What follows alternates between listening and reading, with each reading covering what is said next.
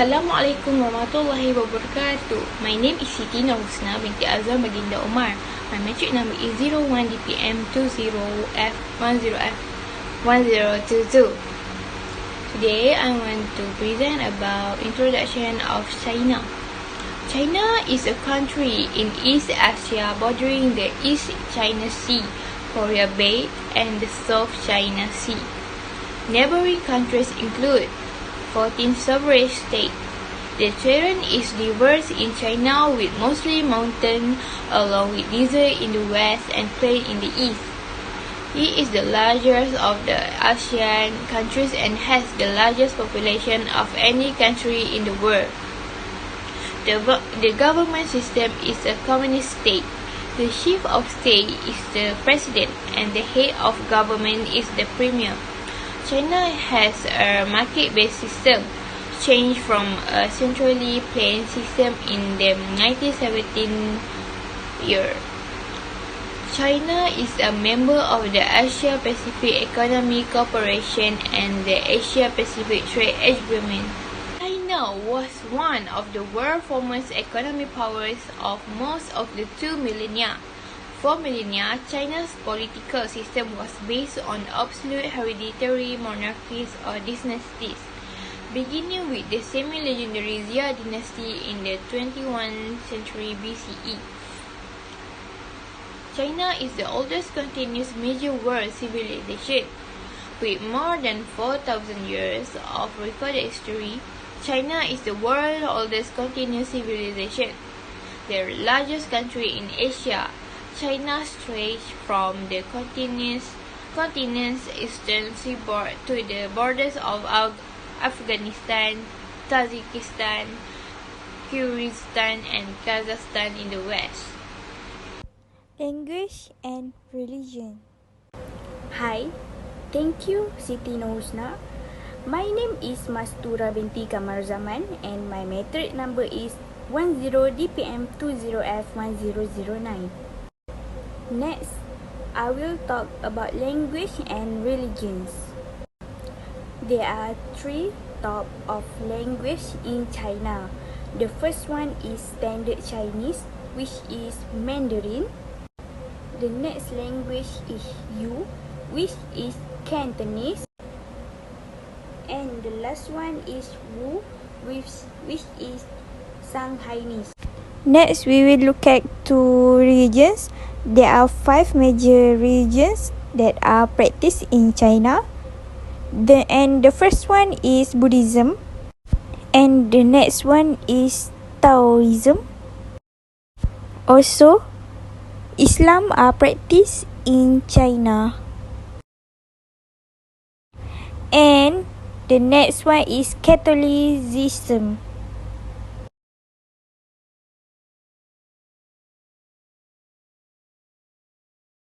And last but not least, the top of religions in China, the last one is Protestantism.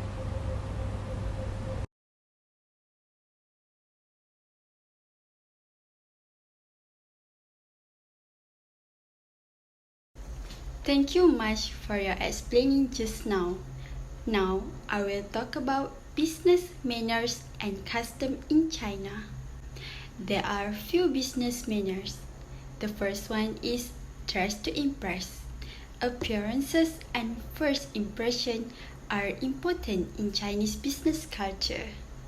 Dressing conservatively and wearing high-quality clothing will help to indicate both status and modesty.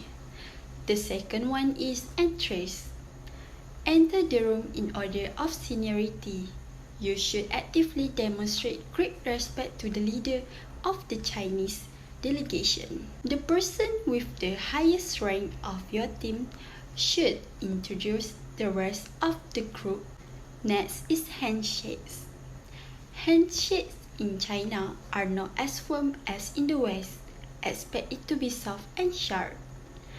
And keep the eye contact brief. Too much eye contact can be interpreted as a challenge. The last one is business card. Make sure you have both a Mandarin and an English side on your business card.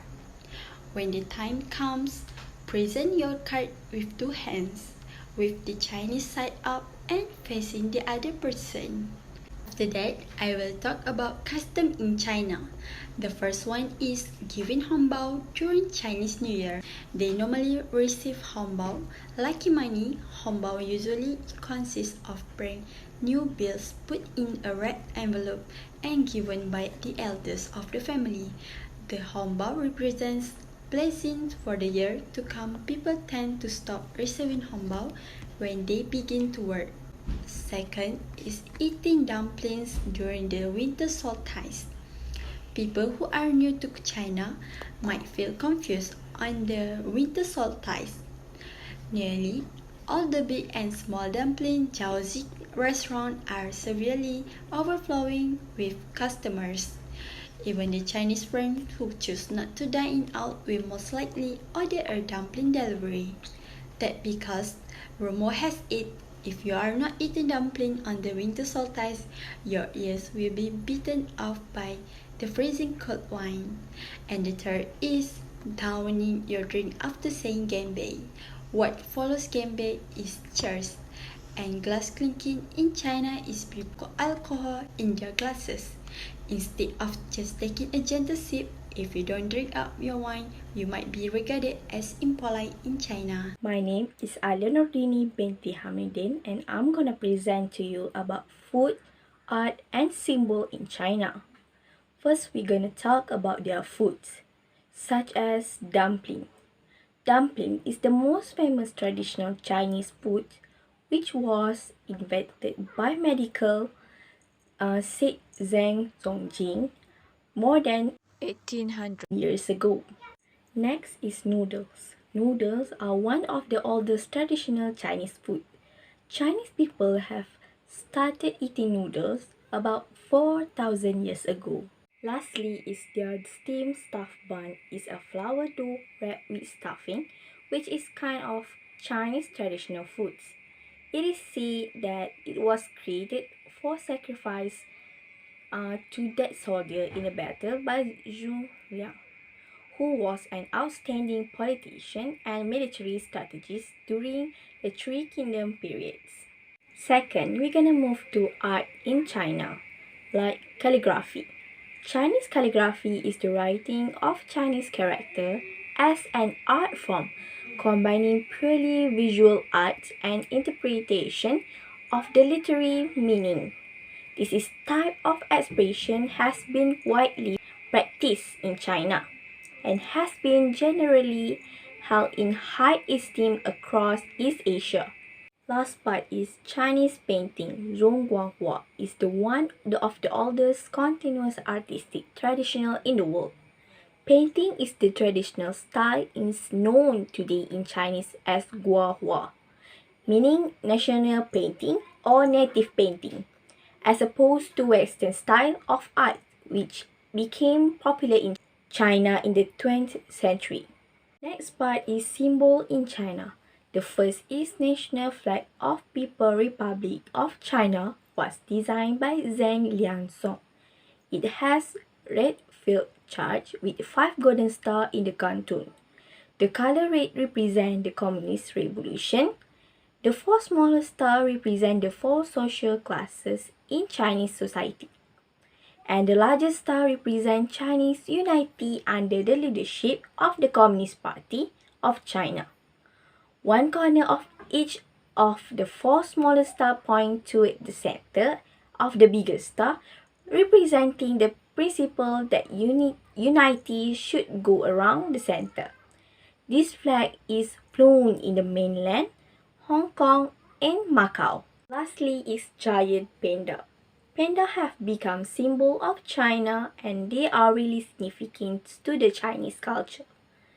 From the eyes of Chinese people, panda are like warrior because of their qualities and they possesses. Panda are able to find their foods for themselves, climb tree, and withstand extremely cold temperature. It has been said that pandas are strong as tiger. This proves that they are tough like warriors. And China want to be seen in that we as well. Thank you, Alia Nurdini. Now I'm going to talk about holiday in China. 1st January until 3 January is a New Year holiday. New Year Days is one of the public holiday in China, and people usually have 3 days off. Although it's not a traditional festival in China, most malls are decorated during this holiday and the shop launch sale promotions. Next, 31 January until 6 February is a Spring Festival. The Spring Festival in China is the most important festival and the holiday. People enjoy for a week with a family reunion and many traditional activities during that time. Next, 3 April until 5 April, there was a Qingming Festival. Qingming Festival also is called by a tomb sweeping days. People take 3 days off during that time. It's time for worshipping at center and starting to enjoy the greenery of the spring. Next is 30 April until 4 May. That was a Labor Day. Chinese people take 5 days off. This is one of a peak time for travel for a year. Next, 3 June until 5 June, there is a Dragon Boat Festival. The Dragon Boat Festival is also known as a Duanhu Festival. There is 3 days off for Chinese people. This is a traditional culture in China. Okay, next, 10 September until 12 September, this was a Mid-Autumn Festival. The Mid-Autumn Festival, also known as a Mooncake Festival, this is the second most important festival in China. There is 3-day holiday for Chinese people. Next, 1 October until 10 October, this is National Day. Chinese people have a week off in early October each year for celebrate the National Day in China. This is also the peak period for tourists, and many people take this time to travel with their family. Next, in China also have a Lantern Festival in 15 February, and also Tibetan New Year in 3 March, and also Women's Day in 8 March. Next, 3 April, Double Third Festival. In 4 May, there is Youth Day, and also in 1 June, there's Children's Day, and also there is 1 August, there was a Army Day, and 4 August is Qingxi Festival, and 12 August is a Ghost Festival, and the last one at 4 October, there was Double Nine Festival. I think that's all for me. Thank you. And now, Muhammad Nazhar will continue the presentation. My name is Muhammad Nazhan bin Zamsari. My metric number is 01DPM20F1020. I will continue with the celebration in China. Firstly, we have the Dongzhi Festival or Winter Solstice Festival. It is one of the most important Chinese festivals celebrated by the mainland Chinese, Taiwanese, Hong Kong Chinese, overseas Chinese, Japanese, Koreans, Vietnamese, and other East Asian related people during the Dongzhi solar term, someday between December 21 to December 23. Next, we have Chinese New Year Spring Festival or the Lunar New Year. It is the festival that celebrates the beginning of a new year on the traditional lunisolar Chinese calendar. Third, we have Yuan Xiao or the Lantern Festival. It is a Chinese traditional festival celebrated on the 15th day of the first month in the lunisolar Chinese calendar, usually falling in February or early March on the Gregorian calendar. It marks the final day of the traditional Chinese New Year celebrations. Fourth, we have the Qingming Festival, also known as Tomb Sweeping Day in English. During Qingming, Chinese families visit the tombs of their ancestors to clean the grave sites, pray to their ancestors, and make ritual offerings. Fifth, we have Duanwu as the festival is called in Mandarin Chinese, it literally means starting or opening horse. It celebrates the first day of horse month. 6, we have Kizi Festival or Kikiao Festival. It's a Chinese festival celebrating the annual meeting of the cowherd and river girl in mythology. The festival is celebrated on the 7th day of the 7th lunisolar month on the Chinese calendar. Next, we have the Ghost Festival in Chinese culture.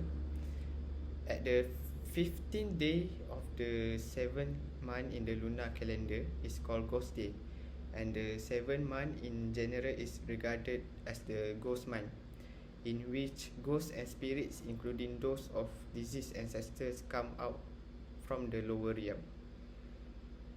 The Mid-Autumn Festival, also known as the Moon Festival or Mooncake Festival, is a traditional festival celebrated in mainland China, as well as by overseas Chinese. On this day, the Chinese believe that the moon is at its brightest and fullest size, coinciding with harvest time in the middle of autumn.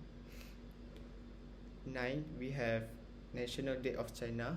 It is a public holiday in China celebrated annually on 1 October as the National Day of the People's Republic of China, commemorating the formal proclamation of the establishment of the People's Republic of China on 1 October 1949.